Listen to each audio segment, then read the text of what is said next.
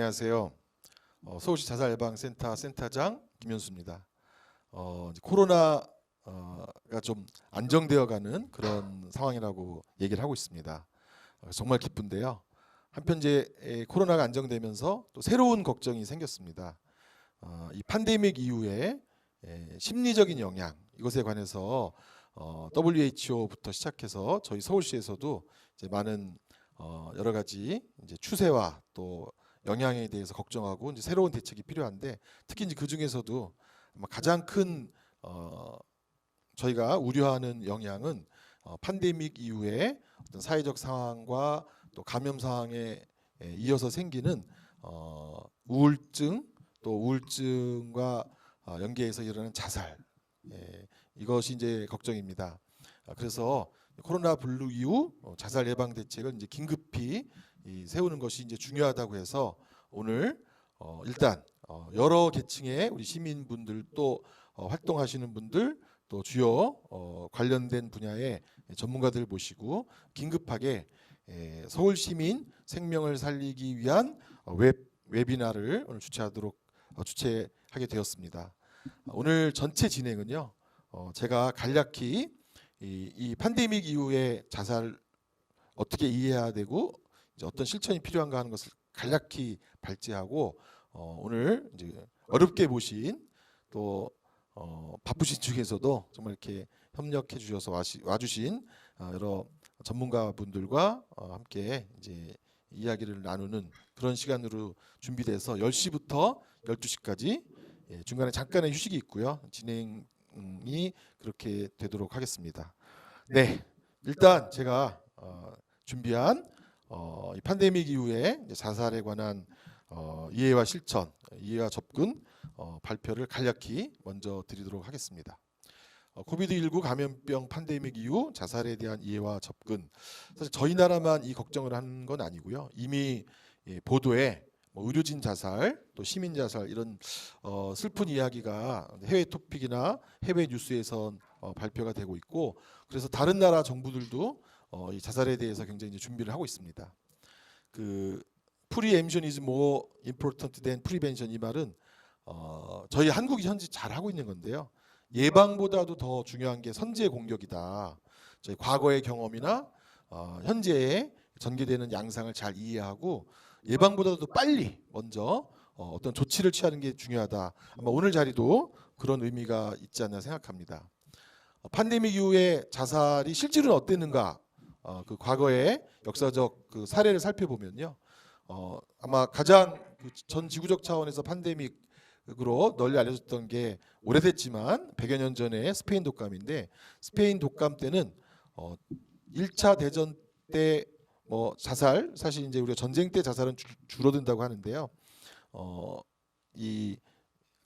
그 실업이나 다른 전쟁으로 인한 자살과 이 당시 인플루엔자 팬데믹 때문에 자살, 이거를 후대 학자들이 엄밀하게 조사해 본 결과 실제로 자살이 이제 증가했다는 거죠. 이렇게 팬데믹으로 인한 자살의 증가가 있었다는 거고, 또 가까운 최근에 2003년 홍콩 사스 때에 과연 이제 자살이 어떻게 됐는가? 홍콩 사스 때 이제 홍콩에서 사회적 거리두기 이런 거를 이제 실천했다고 하는데, 이 사회적 거리두기를 하는 동안 노인층 자살의 증가가 두드러졌다고 합니다.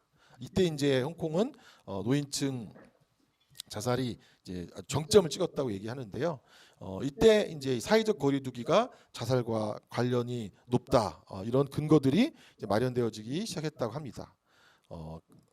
쉽게 말해서 팬데믹 이후에 자살은 이제 증가한 사례가 더 많이 있다, 이렇게 말씀드릴 수 있겠습니다.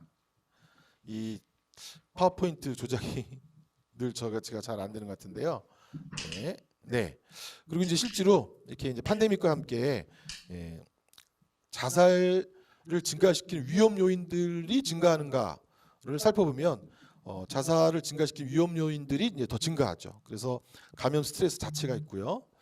사회적 거리두기로 인해서 저희야 사실 아주 강도 높은 사회적 거리두기 하지 않았지만 아예 길 바깥을 길에 나가지 못하는 록다운한 그런 지역에서는 굉장히 이제 그 외로움과 우울이 증가하고 그다음에 이제 사람들이 어떤 스트레스를 종교적이거나 사회적인 모임으로 풀었는데 이런 종교적 사회적 모임을 나가지 못하니까 또 스트레스 해소가 잘 되지 않고 또 이런 사회적 거리두기 때문에 병원에 자주 가지 못하고 의료적 접근이 어렵고 정신과 접근도 더 어렵고 그다음에 이제 자꾸 확진자 몇 명이다 이런 국가적 차원에서 뉴스가 보도되는 것으로 인해서 불안이 더 강화되고 또 특히 이제 이번에 미국, 이태리, 뭐 영국 여러 나라 유럽에서는 의료진들이 사람을 살리지도 못하고 또 노인에게 사용했던 인공호흡기를 뭐 젊은이에게 주는 등 사실 굉장히 이제 높은 스트레스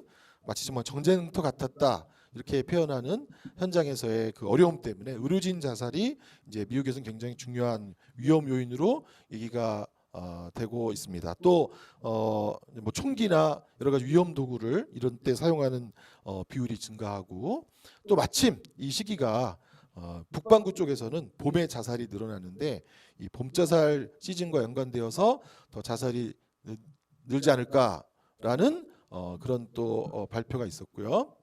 네, 또 스웨덴 정부에서도 이 감염 자체, 또 사회적 거리두기, 또 코로나 바이러스 이후에 이제 실업이나 고립, 뭐 그다음에 이제 약물 사용하던 사람들을 포함한 어떤 그런 분들 이렇게 자살 어떤 시도자들의 의료 이용의 어려움 이런 것으로 또 자살 요인이 더 늘어났다 이렇게 얘기를 하고 있습니다.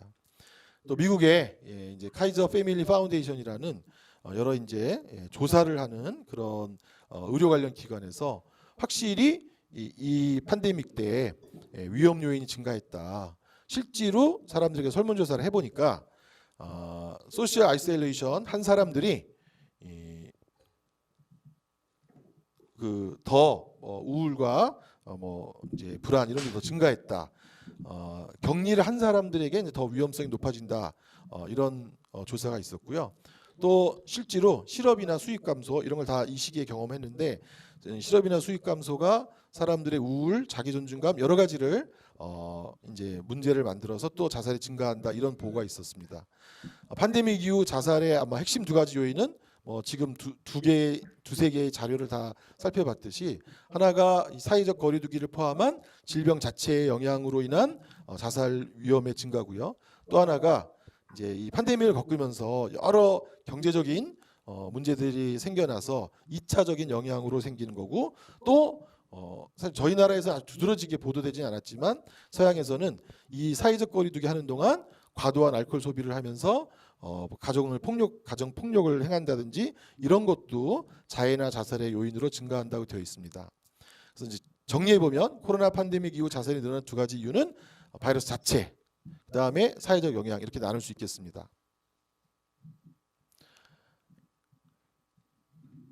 1차 자살 증가 효과, 2차 자살 증가 효과 이렇게 뭐 나눠서 표현하기도 하는데요. 하여튼 이제 환자, 격리자, 사망한 코로나 바이러스 사망한 그 분들의 유가족, 그다음에 의료진 이게 이제 직접적으로 영향을 받은 자살 증가 위험군이 될 수 있고요.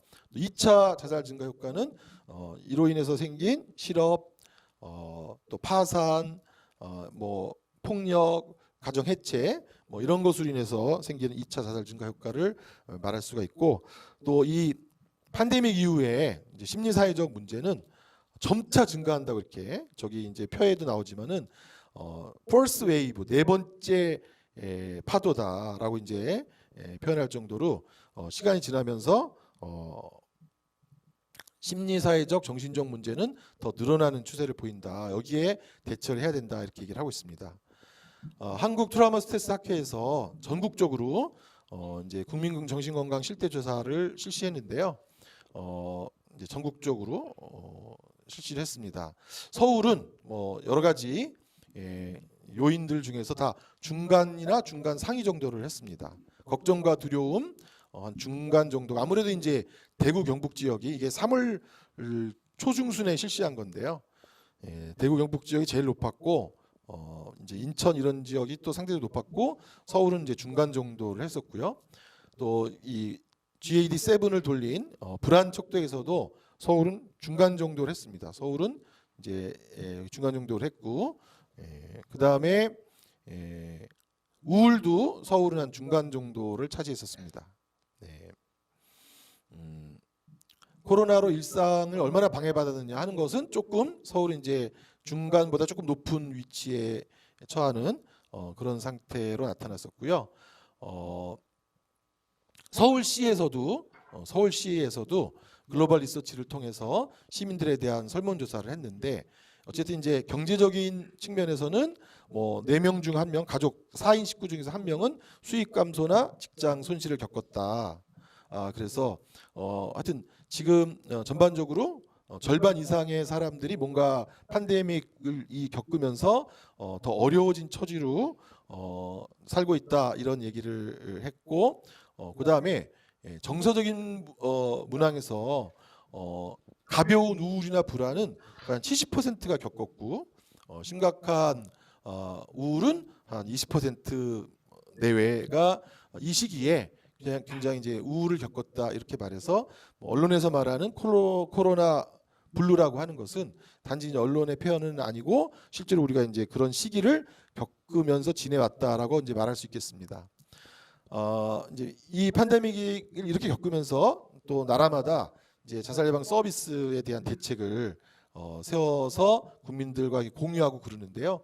영국도 자살 예방 서비스가 이미 발표가 됐더라고요. 이제 그래서 보편적인 서비스는 전 국민 대상으로 어떤 걸 홍보한다, 고위험군 대상 접근을 어떻게 한다, 이런 계획이 발표됐고, 이건 뭐 표 자세히 보이지 않으시겠지만 이건 이제 미국의 정신보건 사람들이 이런 문제가 지금 우리가 대비해야 된다, 그래서 어떤 정신과적인 문제, 위기의 문제, 가정폭력 문제, 뭐 약물 문제, 뭐 이렇게 해서 위험 요인을 전문가들이 다 모여서 이렇게 서로 공유를 하고, 거기에 따라 이러저러한 대책이 필요하다라고 하는 것을 발표한 바 있습니다.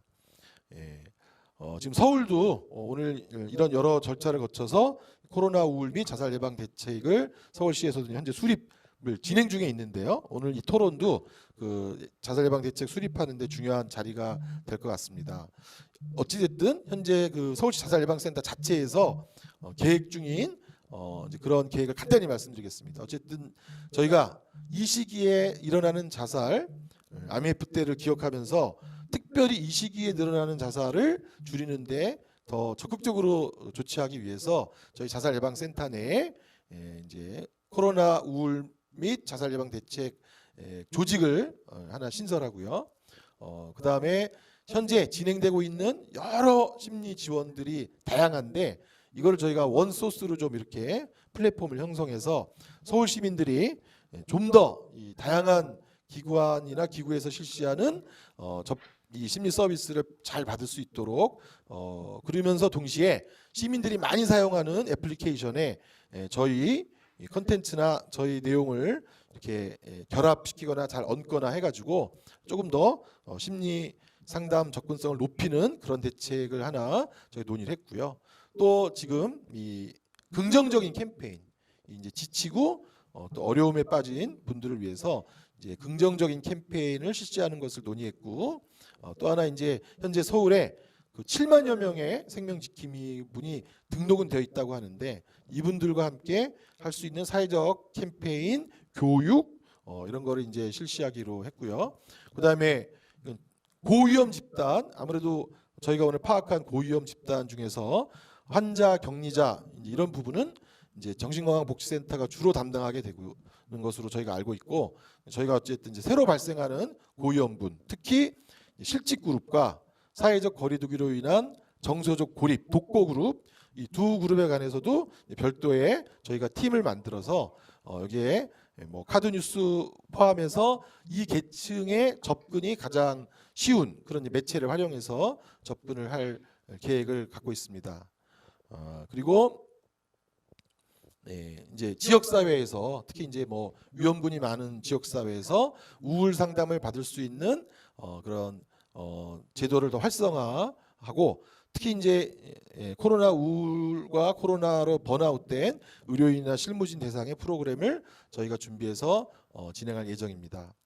뭐 여러 요인이 있는데 이 자살 예방을 하는데 그 풀링 투게더 이펙트라고 해서 서로가 이 코로나가 굉장히 유행하던 시절에 우리가 협조해서 서로가 서로를 지켜줬듯이 끌어 다 붙잡고 앉는 그런 효과가 지속적으로 이제 발휘됐으면 좋겠다는 거랑 또 뭐 이 의료진의 화두인데 이 시기에 뭔가 하여튼 사람들에게 조금 더 접근 가능한 상담이나 접근 상담 어떤 서비스를 더 많이 보급할 수 있는 디지털 케어로를 활용하는 것, 이런 게 이제 이 과정의 큰 새로운 대두되는 주제라고 정리를 드립니다. 그래서 제가 발표를 최대한 짧게 하려고 했는데 좀 길어진 것 같아서 좀 죄송합니다. 어쨌든 요번에 이 웨비나 또 다른 또 전문가들과 세미나, 서울시와의 직접적인 협의 이런 걸 통해서 저희가 조만간 이 서울시 팬데믹 이후의 자살 예방 대책을 정리해서 발표할 예정이고요. 오늘 이걸 함께 논의하기 위해서 이제 8분의 오늘 토론자 패널 분들이 참석해 주셨는데 이제 한 분 한 분 아주 고귀한 의견을 저희가 들으면서 이제 앞으로 팬데믹 이후에 어떤 거를 우리가 이제 시민들의 마음도 케어하고 시민들의 삶을 지키기 위해서 어떤 케어를 해야 하는가 한 분 한 분 모시고 듣도록 하겠습니다.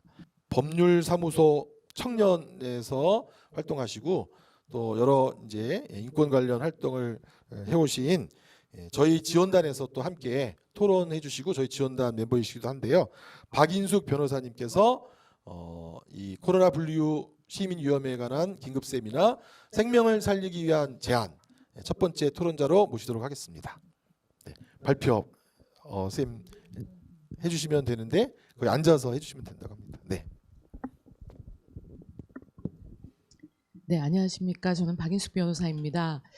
제가 지금 방금 전에 그 김현수 그 센터장님이 그 발표하신 내용을 듣고 드는 생각은 앞으로는 그 시민들이 그 정부 서울시에서 제공하는 서비스를 손쉽게 접근할 수 있는 방안을 만들어야 된다라는 부분에 대해서 굉장히 많이 공감하였습니다.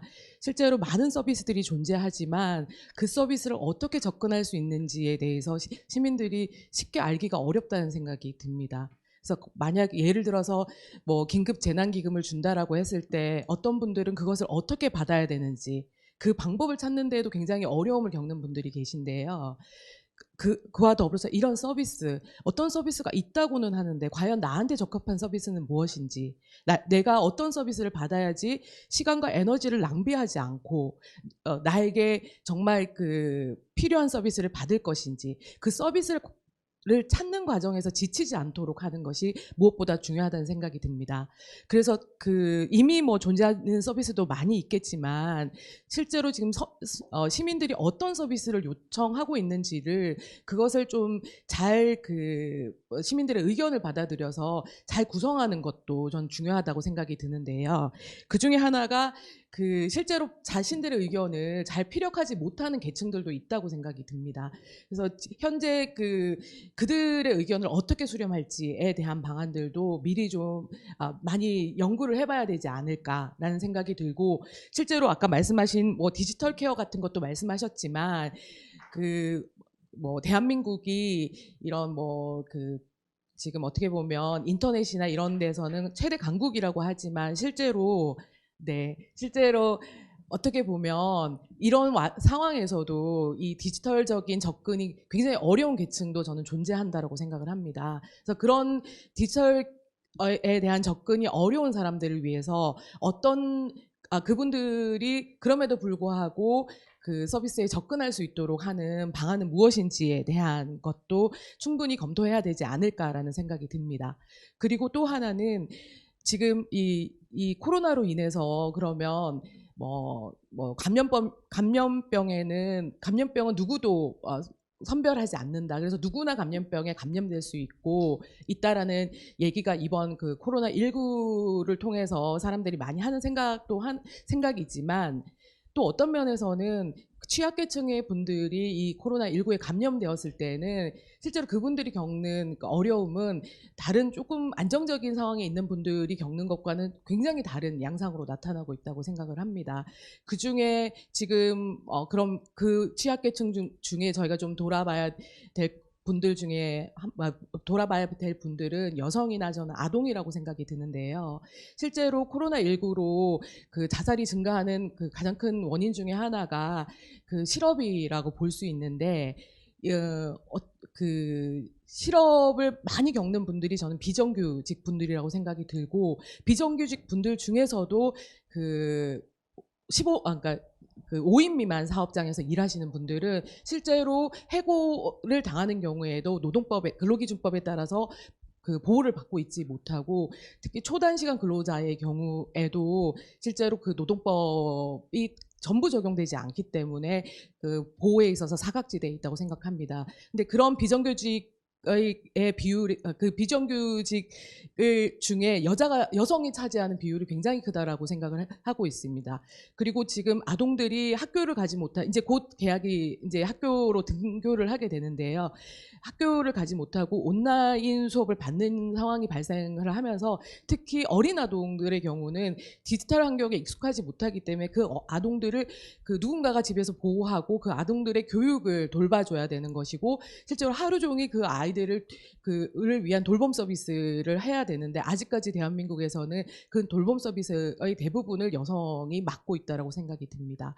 그리고 아까 그 또 말씀하셨듯이 지금 현재 통계로 정확하게 잡히지는 않았지만 가정폭력이 증가했다. 특히 외국의 경우는 가정폭력이 증가했다라고 통계가 잡히고 있고 우리나라는 아직 그러한 통계가 정확히 나오지 않았지만 IMF의 경우에는 실업으로 인한 가정폭력이 증가했다라는 것은 지금 통계적으로 나와 있는 상황입니다. 그렇다면 앞으로 이 코로나19로 인해서 실업이 이미 증가했고 앞으로는 또 실업이 더 증가할 수도 있고 이런 상황에서 그러면 우리 가정폭력이 증가할 수 있겠다라는 생각을 가지고 그러면 어떤 그 정책을 펴야 하는지 그 가정폭력을 예방하기 위해서 무엇을 해야 되는지에 대해서도 미리 생각할 필요가 있다라고 생각이 듭니다.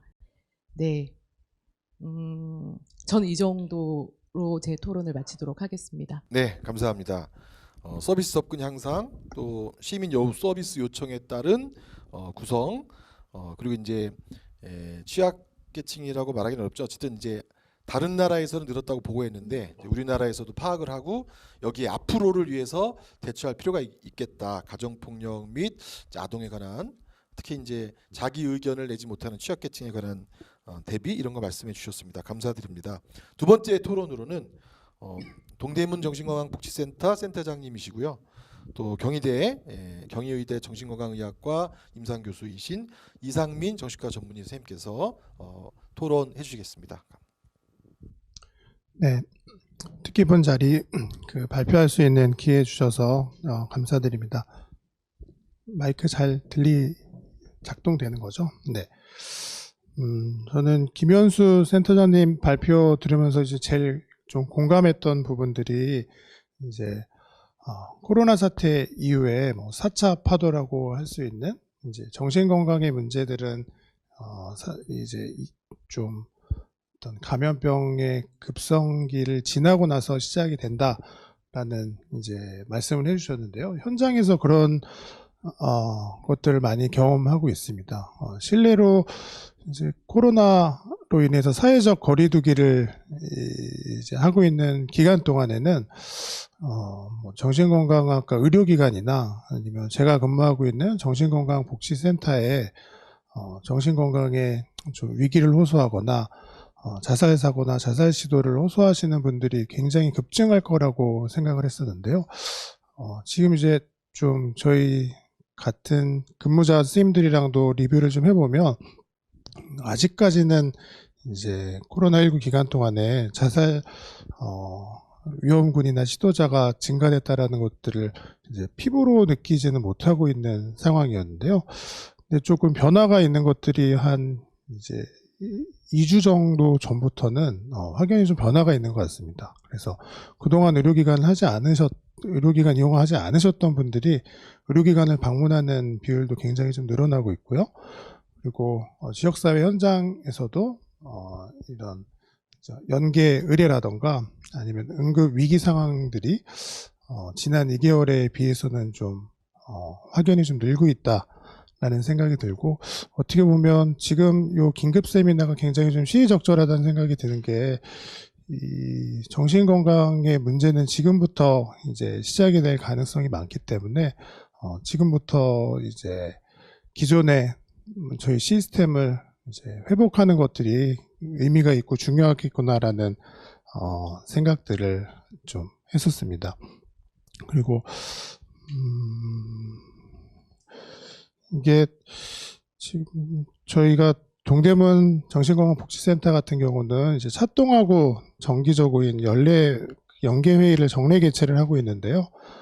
최근 뭐 2개월 동안에는 사례 발굴이 잘 되고 있지 않았는데, 아까도 말씀드린 것처럼 문제가 없는 것이 아니라 이제 좀 찾아지지 않고 발견되지 않았을 가능성이 많이 있기 때문에 그동안에 좀 관리하고 있거나 놓치고 있던 부분들의 상태를 빨리 확인하고 리뷰를 하는 작업들을 지금부터 시작을 하는 것들이 굉장히 중요할 것 같고, 저희들이 역량을 그쪽에 좀 집중을 해야 될 필요가 있겠다라는 생각들이 좀 들었습니다. 그리고 이제 그 김현수 센터장님께서 이전 팬데믹 상황에서의 여러 선행 연구들을 말씀을 해주셨는데, 이제 그 연구들이 감염병 상황에서 이제 아주 잘 좀 연구 디자인이 된 연구들이 아닌 것들도 많이 있고, 근거 수준이 아주 높은 수준의 연구들이 많지는 않은 것 같습니다. 그래서 이제 외국의 그런 여러 연구 결과들을 저희 나라에 그대로 적용하는 것은 무리가 있을 것 같고요. 하지만 이제 우리나라가 뭐 코로나 대응에서 굉장히 잘하고 있고, 그리고 이 서울시 자살예방센터나 서울시 코비드19 심리지원단이 굉장히 좀 창조적인 활동들을 좀 하고 있는 것들처럼요, 저희들만의 좀 해결 노력이나 시행착오라던가 뭐 그런 좀 것들을 잘 정리해서 우리가 우리의 좀 근거를 고민하고 그런 것들을 만들어 나가는 좀 노력들이 해야 될 것 같다라는 좀 생각이 또 하나 좀 들었습니다. 그리고 또 하나 고민을 좀 하는 부분들은 이게 고위험군에 대한 개입이 이 감염병 위기 상황에서는 정말로 이루어지기가 힘들구나라는 것들을 좀 현장에서 많이 경험을 했었고, 이제 이런 감염병 시대의 고위험군에 대한 좀 발견과 개입을 어떻게 할지가 저희들에게 좀 숙제처럼 남겨진 상황이 아닌가라는 생각을 하고 있고요. 지금 메르스 때 또 비슷한 고민들을 했었는데, 그때만 해도 이제 감염병이 또 오겠어? 라는 생각을 하면서 이제 감염병으로 인한 위기는 다시 오지 않을 거야 라는 생각을 했었는데, 이제 5년이 지나서 이 코로나19 상황을 경험하게 되고 나니까 이런 비슷한 상황들은 뭐 언제가 될지 모르지만 또 올 가능성이 굉장히 좀 높구나라는 좀 생각을 했었고요. 그래서 위기가 좀 다시 올 수 있기 때문에 이번 요 코로나19 상황에서 좀 그 어려움을 겪었던 고위험군에 대한 좀 개입을 어떻게 할지에 대한 저희들의 고민과 지혜를 모으는 것들이 굉장히 필요할 것 같다는 좀 생각이 들었습니다. 그래서 아까 디지털 케어 관련돼 있는 말씀을 주셨는데요. 앞에서 변호사님도 말씀해 주셨지만 저희들이 취약계층이라고 하는 경제적으로 어려움이 있거나 노인분들 같은 경우에는 마찬가지로 역설적으로도 디지털 취약계층에 해당되기 때문에 디지털 케어를 강화하는 것들이 오히려 그분들을 위한 대책이 되긴 어려울 수도 있겠다는 생각이 좀 들어서요.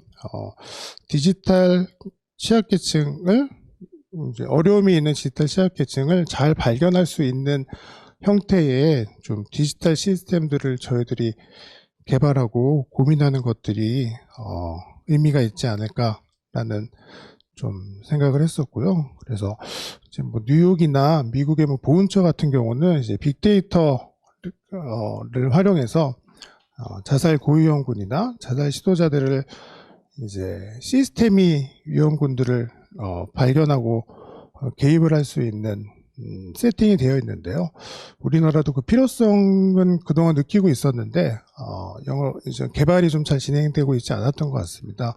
굉장히 많은 사회적인 논의와 투자들이 이루어야 될 부분들이지만 위기는 또다시 올 수가 있기 때문에 이번 그 계기를 통해서 감염병 시대에 적용할 수 있는 그런 좀 디지털 케어, 빅데이터 모니터링 프로그램 같은 것들에 대한 좀 개발의 필요성들이 다시 한번 환기될 수 있었으면 좋겠다는 생각이 들고요. 그래서 좀 정리 말씀을 좀 드리자면 이제 코로나19 이후에 어떤 것들을 해야 될 것인가 고민들을 많이 하고 계신데요. 저희들은 평상시 그동안 이제 저희들 잘 하고 있었기 때문에 그동안 그 연결선이 끊겼던 것들을 다시 정상화하고 관리하고 있는 고위험군들의 좀 상태를 리뷰를 하는 것들이 제일 우선적으로 지금은 이제 시급한 문제인 것 같고요. 그 향후에는 아까 말씀드린 것 같은 고위험군에 대한 좀 모니터링 시스템들이 개발되면 좋겠다는 생각을 해봤습니다. 네, 제 토론은 여기까지입니다. 감사합니다.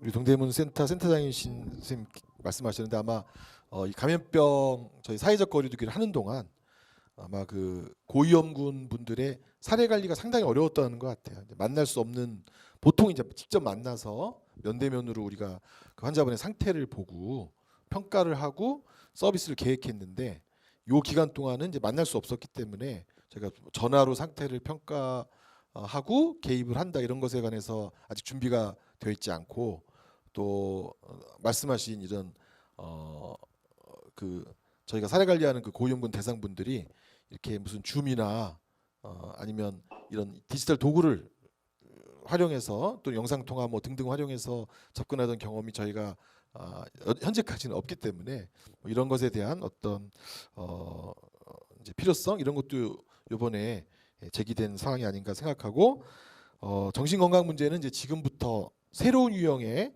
팬데믹 이후에 그룹들이 나타나는 것 같다 이런 말씀 저희가 잘 참고해서 듣도록 하겠습니다. 다들 토론자분들이 너무 시간을 잘 지켜주셔서 7, 8분 다 정확하게 말씀해 주시는데 이효정 과장님 모시도록 하겠습니다. 이효정 과장님은 일부 홍보 저희 웹포스터에 가양 5복지관이라고 잘못 나가서 죄송합니다. 이효정 과장님은 가양 4복지관의 현재 사례관리과 과장님을 맡고 가양 단지 쪽에 여러 가지 자살 예방 사업을 기존에도 이제 해오셨던 분입니다. 이효정 과장님 토론 듣도록 하겠습니다. 네, 안녕하세요. 소개받은 가양사 종합사회복지관의 이효정입니다.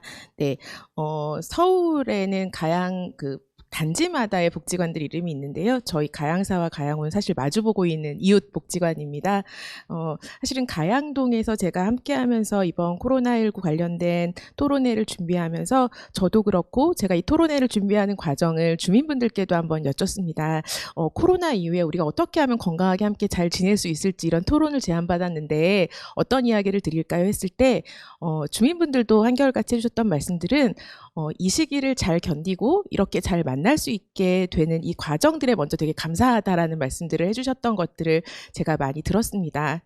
사실은 이제 제가 있는 곳은 서울 강서구 가양 2동에 있는 이제 영구임대 아파트 단지입니다. 대략 한 1998세대, 2000세대가 조금 안 되는 단지이고요. 대략 그 안에 3,800여 명의 주민분들이 계신데 앞에서 많이 말씀해 주셨던 것처럼 그러면 이 코로나19의 저소득층의 분들, 취약계층의 분들은 조금 어떻게 지내고 계실까라고 했을 때 앞서 말씀드렸던 것처럼 모든 시민분들이 이 과정을 느끼는 것과 같이 어려웠던 부분들, 하지만 잘 견뎌내고 있는 부분에 대한 감사함에 대한 어떤 감정적인 공감들, 이러한 부분들이 사실은 저 역시도 주민 주민분들께 이 과정을 여쭙고 묻는 과정에서 정말 잘 견디고 계시고 힘들지만 서로 애쓰고 있음을 지지하고 계심에 대해서 너무나 감사한 시간들이 있었습니다. 이제 그럼에도 이제 다시 한번 복기를 해보면 이제 복지관을 이용하시던 주민분들, 저희 단지 내에 계셨던 주민분들은 사실 1월 중순부터 코로나라는 병이 있대. 이런 병에 걸리면 어떻게 하지? 라고 하는 어떤 질문에서 시작하셨다라고 하면 2월 중순 이후 사회복지시설들이 어떤 휴관이라고 하는 어떤 그 휴관 시스템이라는 것들이 반영되기 시작하면서 주민분들이 기존의 일상을 유지하고 계셨던 생활이 중단되는 경험들을 하시게 된 것 같아요. 앞서서는 이걸 어떡하지? 이럴 때는 어떻게 하면 좋을까라는 부분들을 복지관이라고 하는 공간 그리고 다양한 사회복지시설들을 포함한 공공기관들이라는 공간을 활용해서 어떤 관계 나눔들이 있으셨다라고 하면 어떤 휴관이라는 것들을 통해서 그런 공간적인 제한들을 받기 시작하시면서 각자의 생활로 온전히 견뎌내셔야 하는 생활적인 변화들을 조금 경험하신 것 같아요. 이제 그러면서 또 하나의 어떤 어려움을 겪으셨던 것들 중에 하나는 이제 아무래도 저희가 환절기가 넘어가면서의 어려움일 수도 있고 저희 아파트 단지 안에서는 아무래도 어르신들이 많이 거주하시다 보니까 많이 편찮으셔서 뭐 119 구급대원들이 오시거나 아니면 안타깝게도 돌아가시는 어르신들이 발생하는 경우들이 있을 때 이제 코로나19 이후에 구급대원분들이나 이제 과학수사관 여러분들이 이제 방진복을 입고 지역에 오시는 거예요. 사실은 그분을 돕기 위해서 오신 거지만 주민분들은 정확한 정보가 없으시다 보니까 우리 동네 확진자가 있대라고 하는 되게 막연한 소문들이 돌기 시작하는 것들이 있었죠. 그래서 저희도 이런 광경들을 지역 기관에서 보면서 우리는 좀 어떻게 대응해야 될까들을 함께 논의하기 시작했었고요. 그래서 이러한 과정 안에서는 아무래도 주민분들에게 가장 중요하게 사실에 대한 정보를 조금 전달드리고 이러한 과정들을 이런 정보 안에서 주민분들이 혹시 불안감을 겪고 계시다라고 하면 어떠한 방법으로 상담을 할 수 있을까라는 방법들을 좀 찾아가는 과정들을 지난 100일의 시간들을 통해서 함께 가졌던 것 같습니다. 그래서 사실은 저희가 앞서서 어떤 서울 시민 전체라기보다는 가양 4단지라고 하는 소소하지만 작은 공간들 안에서 주민들과 이 과정들을 함께 겪으면서 저희가 가장 중요하게 여겼던 부분들은 할 수 있는 것들과 해야 하는 것들을 조금 잘 유지할 수 있도록 돕는 것들에 있었습니다.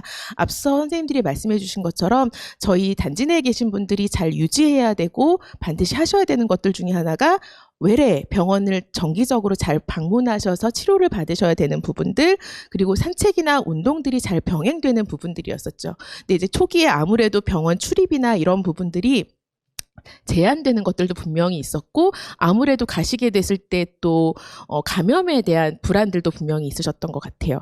그래서 저희가 어떻게 하시면 가실 수 있는지 어떻게 하고 가셔야 되는지에 대한 어떤 국가에서 제시한 개인 방역에 대한 관리들을 충분하고 정확하게 알려드리고 조금 더 불안감에 계신 분들은 저희가 동행해서 방문을 드리는 것과 같이 사실은 이 과정에서 어떤 생명을 살리는 과정이 아니라 저희는 이런 감염 질환이 갖고 있는 것이 나 혼자의 어려움이 아니라 우리가 경험하고 있는 것 국가가 함께 이것들을 대응하고 있는 과정들 안에서 할 수 있는 것이 무엇인지를 좀 제안드리는 과정들이 사실 많이 있었던 것 같습니다.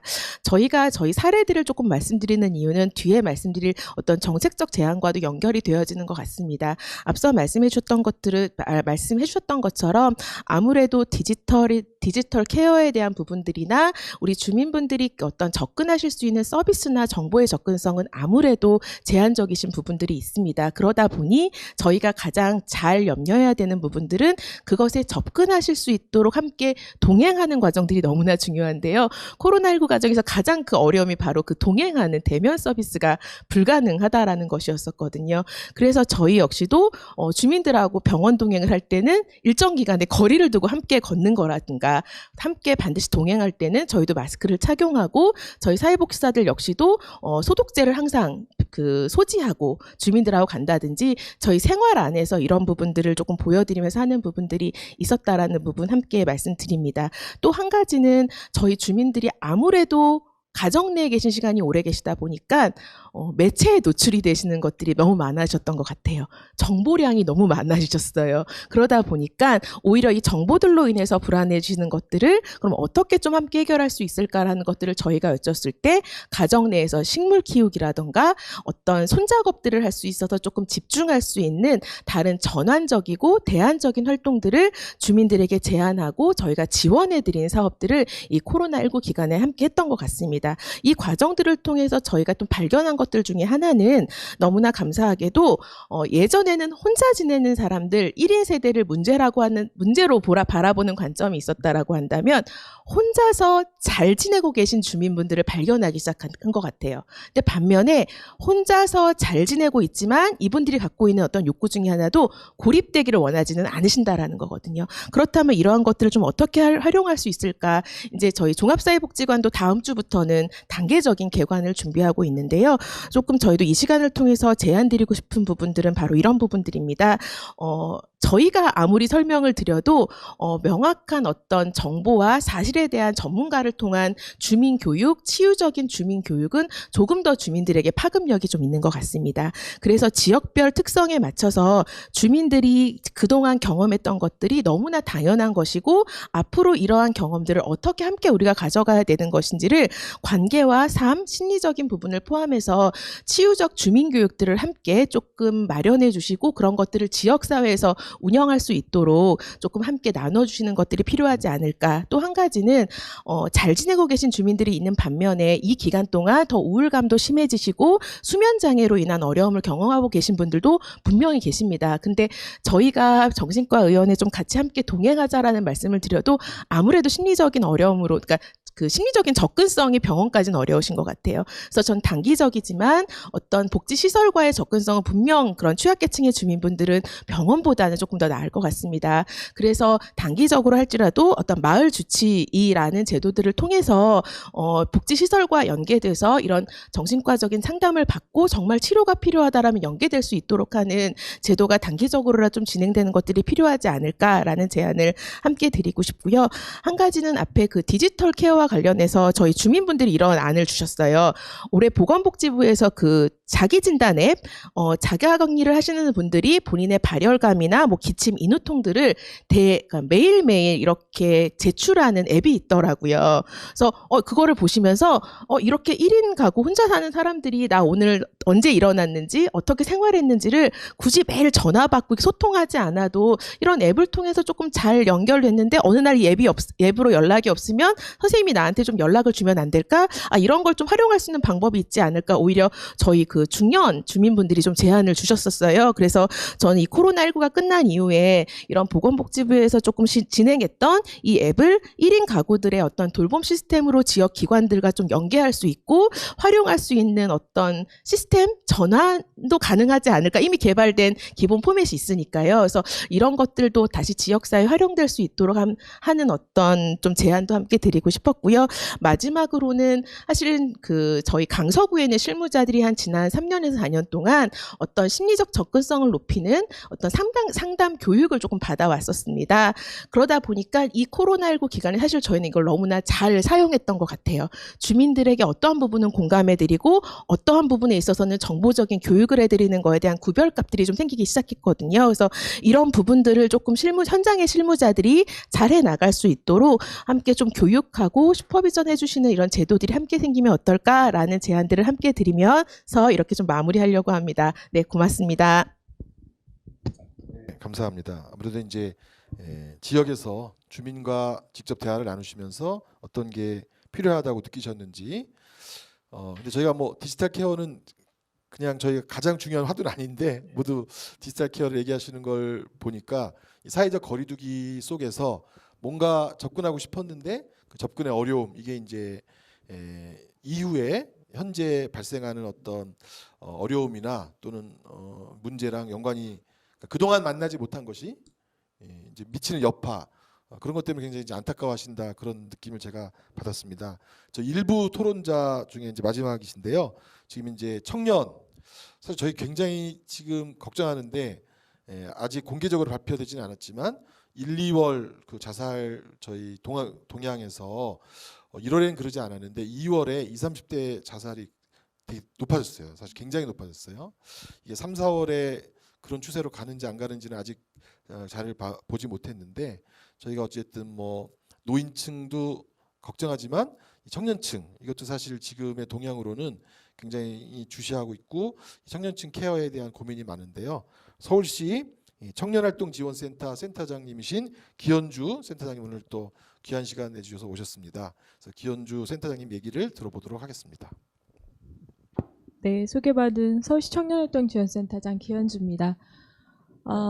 앞서서 김현수 센터장님 말씀해 주셨던 발제 내용 중에 이런 얘기 있었죠. 바이러스가 첫 번째로 이 자살 위험을 높이고 두 번째는 사회적 영향이라고 하셨는데 아마도 첫 번째 바이러스는 직격탄을 맞은 거는 어르신 그룹들이 가장 그리고 기저질환이 있는 분들이었던 것 같고요.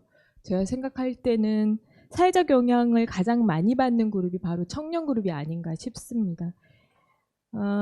저희 센터에서도 그렇고 서울시에서도 그렇고 지금 청년 그룹들의 어려움들을 면밀하게 좀 살펴보고 있는데요. 다 이렇게 아주 면밀한 결과는 아니지만 그동안 살펴봤던 내용들을 중심으로 좀 말씀을 드리려고 합니다.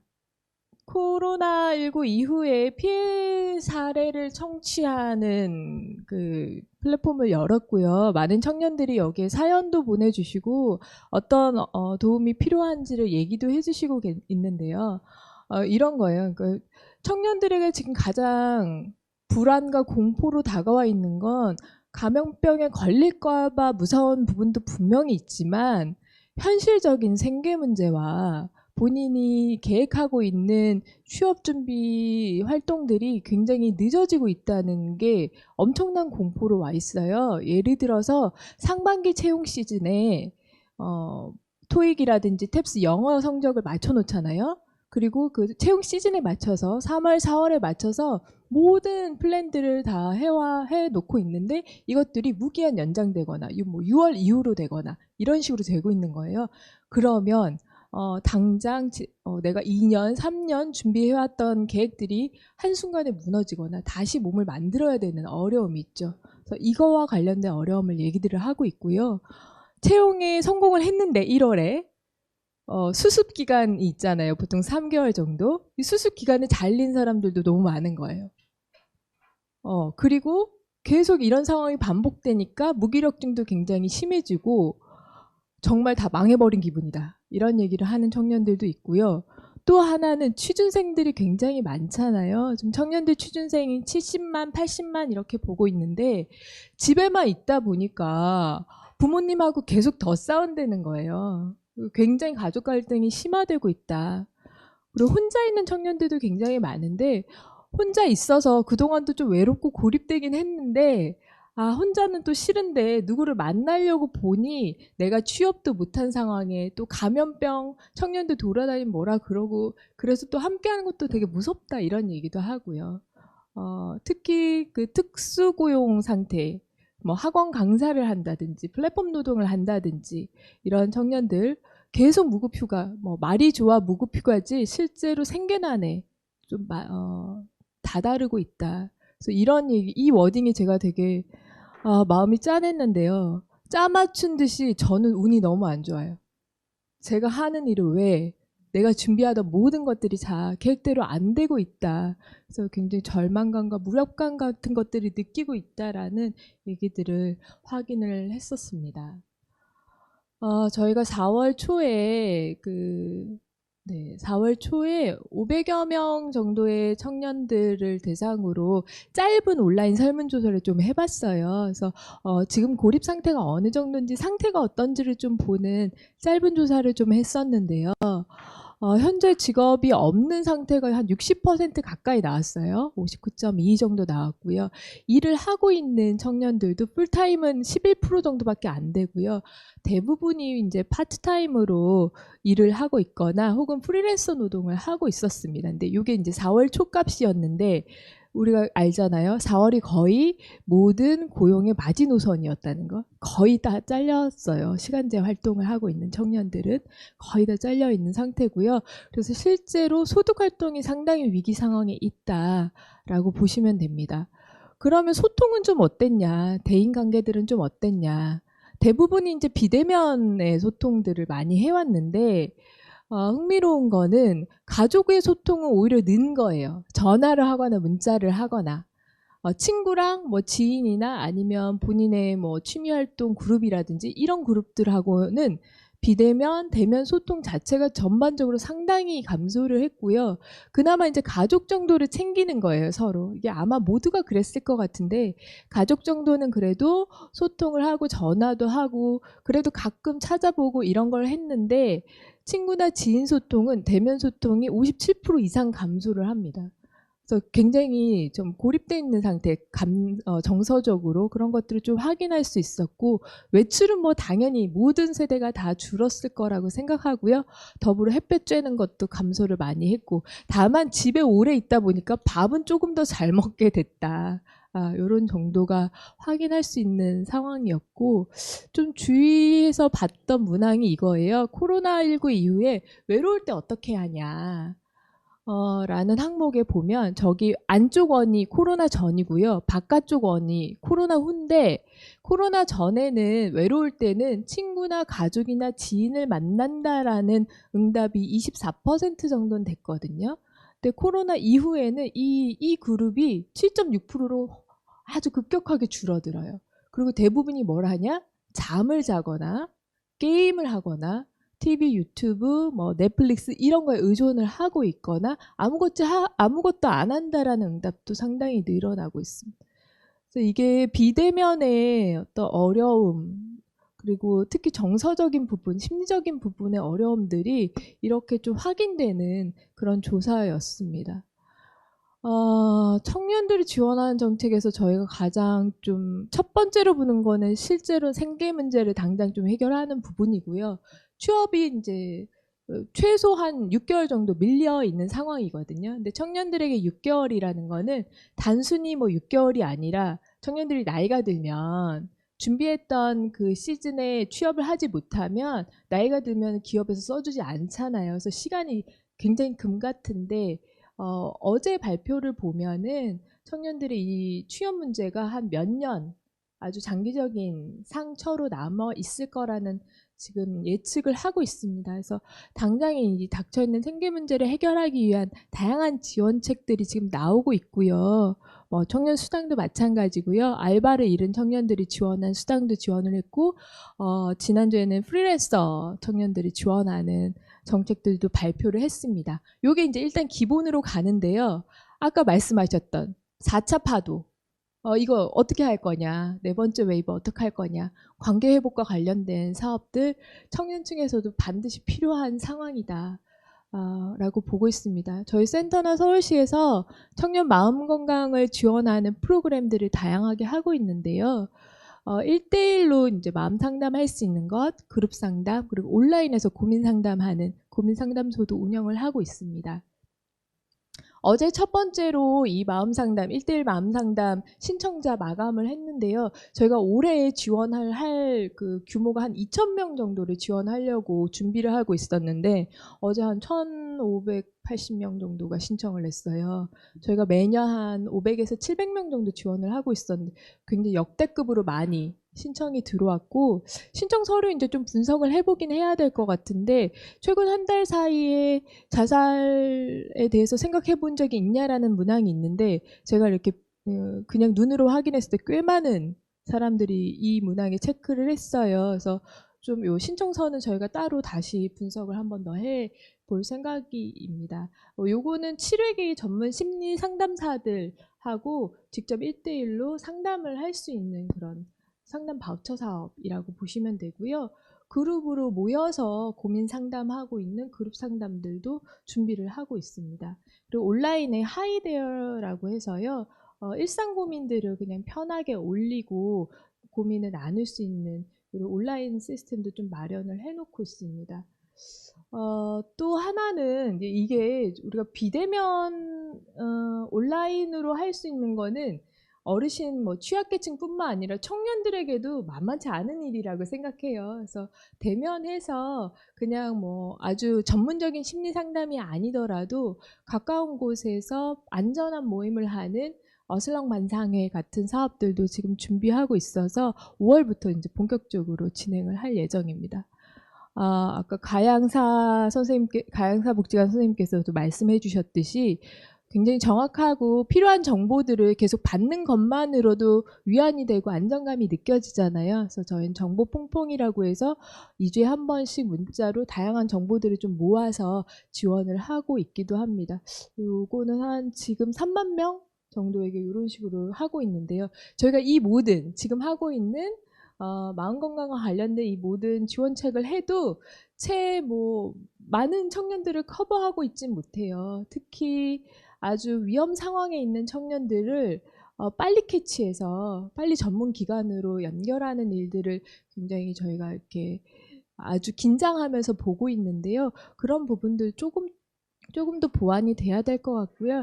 일단은 그래도 문턱 낮게 상담, 고민부터 위기 상황까지 청년들이 접근할 수 있는 플랫폼을 청년들에게는 좀 제공을 하려고 노력을 하고 있고요.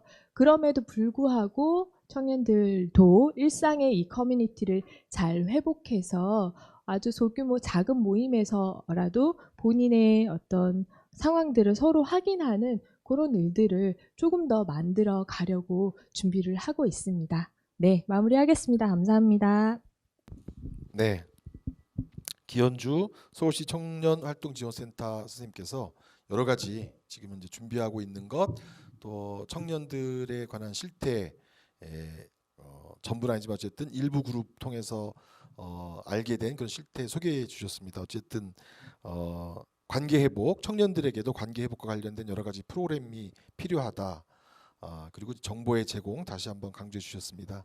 네, 지금까지 1시간 정도 저희가 진행을 했는데요. 한 10분 정도 쉬었다가 2부 토론 계속 이어나가도록 하겠고, 2부 토론에서는 또 우리 이 노인복지관 관장, 장애인복지관 관장님 포함해서 또 기독교에서 나와주신 고영수 실장님, 또 민주노총 정신보건노조 지부장님이 또 함께 토론해 주실 것으로 지금 함께 기다리고 계십니다.